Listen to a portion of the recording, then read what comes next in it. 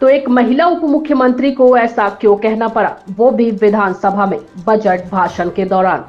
बालिका महिलाओं के लिए सहज एवं सुरक्षित वातावरण तैयार करने की दृष्टि से प्रत्येक जिले में, क्योंकि ये सिर्फ मर्दों का प्रदेश नहीं है,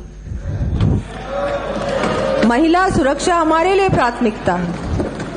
प्रत्येक जिले में एंटी रोमियो स्क्वाड के गठन के साथ ही शेष रहे 174 पुलिस थानों में वुमेन हेल्प डेस्क स्थापित की जाएंगी। मालूम हो कि पिछले टर्म की कांग्रेस सरकार में संसदीय कार्य मंत्री शांति धारीवाल ने राजस्थान को रेप में नंबर 1 बताने के साथ उसके कारणों पर बेहद आपत्तिजनक बयान दे दिया था। धारीवाल ने कहा था, रेप के मामले में हम नंबर 1 पर है।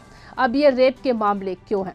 कहीं ना कहीं गलती है। हंसते हुए आगे कहा, वैसे भी यह राजस्थान तो मर्दों का प्रदेश रहा है यार, उसका क्या करे।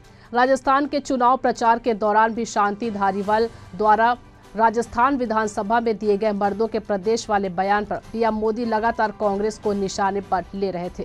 चुनाव अभियान के दौरान 2 दिन में ही प्रधानमंत्री मोदी ने राजस्थान में 4 विधानसभाओं में जनसभाओं को संबोधित किया था और सभी में शांति धारीवाल वाले बयान को लेकर कांग्रेस को आड़े हाथों लिया। प्रधानमंत्री मोदी ने तब कहा था कि कांग्रेस के शासन में महिला अत्याचार के मामले में राजस्थान अग्रणी राज्य बन गया है।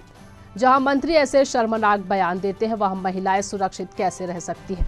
ये खबर आपके लिए लिखी थी हमारे साथी दुर्गेश कुमार दुबे ने। लगातार खबरों से अपडेट रहने के लिए बने रहिए न्यूज़ फर्स्ट 21 पर, आपके हक की बात।